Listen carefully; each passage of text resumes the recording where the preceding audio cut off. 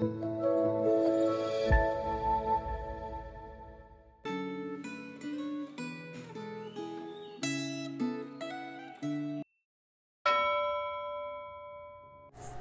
saudaraku yang terkasih, hari ini kita akan merenungkan firman Tuhan yang diberi judul Allah Hakim yang Adil, yang terambil dari kitab Mazmur 75 sampai 76. Sebelum kita mulai, mari kita berdoa. Tuhan Bapa kami yang baik, kami bersyukur atas hari yang baru. Kami juga bersyukur atas kesempatan kami boleh kembali merenungkan firman Tuhan. Berikan kami hikmat untuk memahami, berikan kami hati yang terbuka untuk menerima kebenaran-Mu. Bimbing kami melalui Roh Kudus-Mu.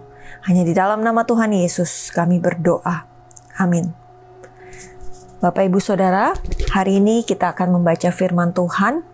Saat ini saya hanya akan membacakan dari Mazmur 75, ayatnya yang ketiga. Apabila aku menetapkan waktunya, aku, Tuhan sendiri, akan mengadili dengan kebenaran.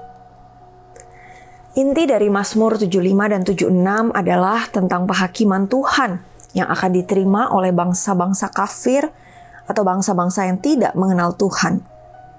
Mereka senang menggunakan cara-cara licik di hadapan Tuhan. Mereka suka membual dan senang menjarah.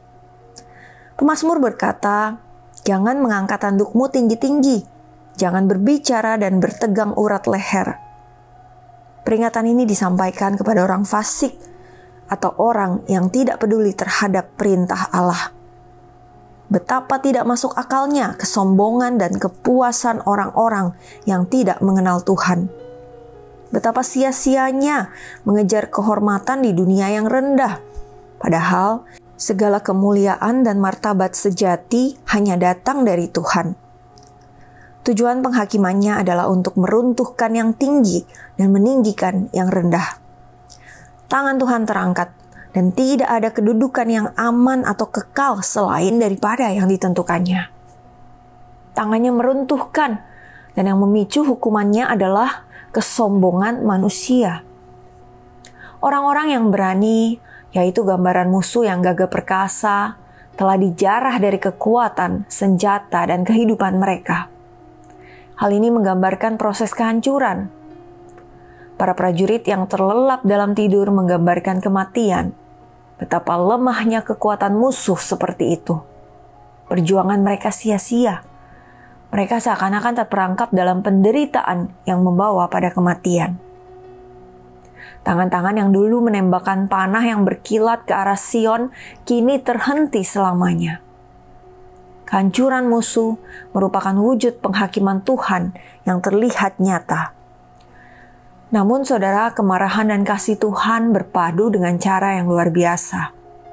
Meskipun tidak ada makhluk yang dapat bertahan menghadapi murkanya atau menanggung hukumannya yang dahsyat saat ia murka, ungkapan murkanya yang paling menakutkan tetap memiliki sisi kelembutan, dan tujuan akhir dari tindakannya adalah memberkati.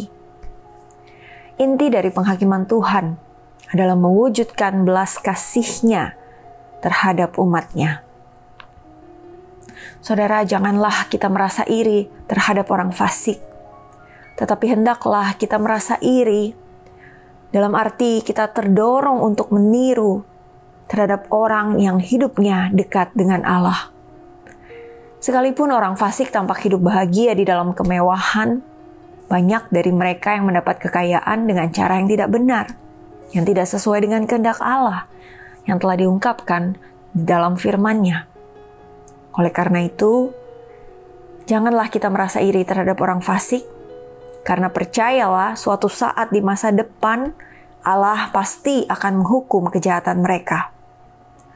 Mari kita periksa kembali diri kita. Apakah selama ini kita masih sering merasa iri terhadap orang fasik?